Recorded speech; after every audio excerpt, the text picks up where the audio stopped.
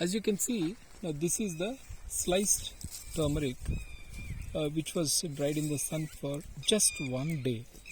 Exactly yesterday about 10 o'clock or so we put it, and now it's about 2:33, and by now it's become completely dried, and you can even break it, and now it is ready for milling to convert it into powder, which adds enormous value to our farmers' income, net income.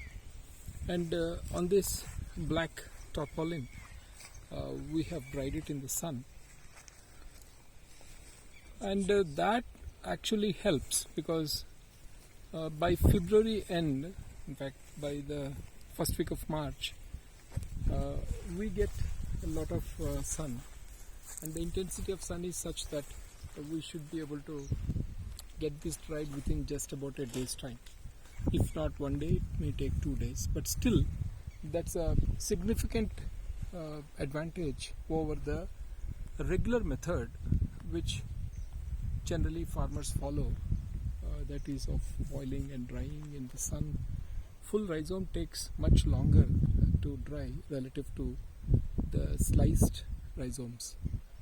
So once it is sliced, the surface area increases and the exposure to the sun goes up, and the intensity is such that it will be dried in no time.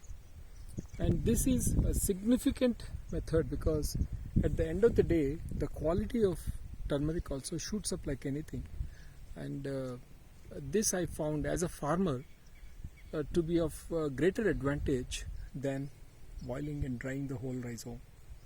And some scientists do seem to think that it is important to have color or the evenness of color, but market doesn't make any such distinction, and therefore evenness of color in any case doesn't add any value to the turmeric.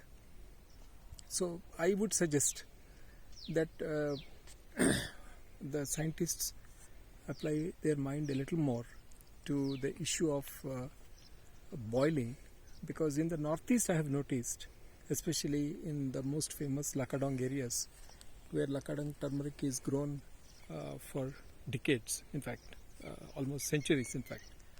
So there the farmers are dead against boiling. They don't want to boil it at all, and the market has accepted Lakadong turmeric. In fact, it is one of the premium turmerics in the country. Not only in the country, it's in the whole world.